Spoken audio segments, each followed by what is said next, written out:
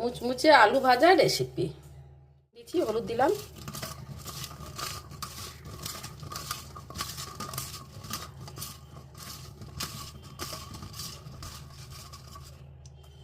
একটু কর্নফ্লাওয়ার,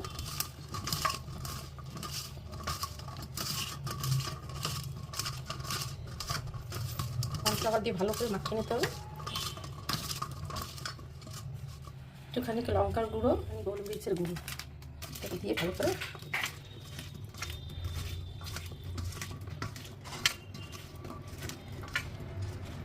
আমি এই ঝুড়িটার মধ্যে মাখাচ্ছি। আলুর যা বেশি জলটা থাকে সেটা বেরিয়ে যাবে। এই যে এরকম মাখানো হবে। কড়াই তেল দিয়ে দিলাম আলু ফ্রাই করার জন্য। কড়াই গরম হলে আলুটাকে মধ্যে ছাড়বো। বাচ্চারা যখন খেতে চায় না কোনো খাবার, তখন এই ফ্রাই আলুটা দিয়ে ডাল দিয়ে লেবু দিয়ে ভাত খেতে খুব ভালো লাগে। করে দেবেন, খেয়ে দেখবেন, খুবই ভালো লাগে। আমার বড় ছেলে খুব একটা সব সবজি পছন্দ করে না, তার জন্য আমি মাঝে মধ্যে আলু ভাজাটা আমি করে দিই।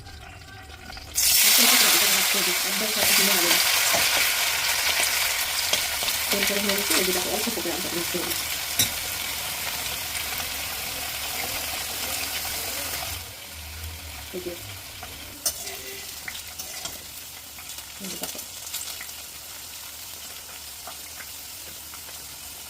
আলু ভাজাটা খেয়ে দেখো, খুবই ভালো লাগবে। ভাজাটা একটু ঢেকে ঢেকে করো, আলু বেশি ঢেকে ঢেকে।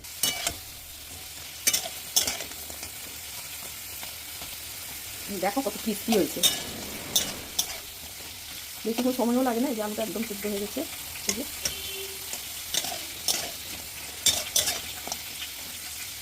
এই যে একবারে সিদ্ধ হয়ে গেছে।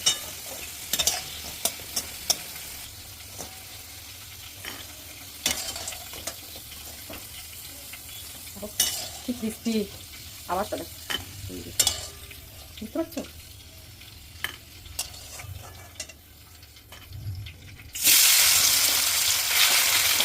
আবার আমি কিছু দিয়ে দিলাম।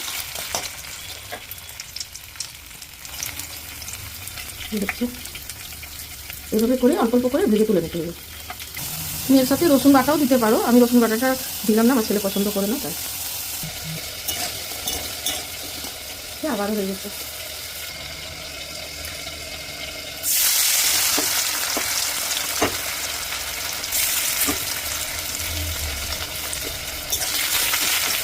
এটা ভাজা হলে কমপ্লিট।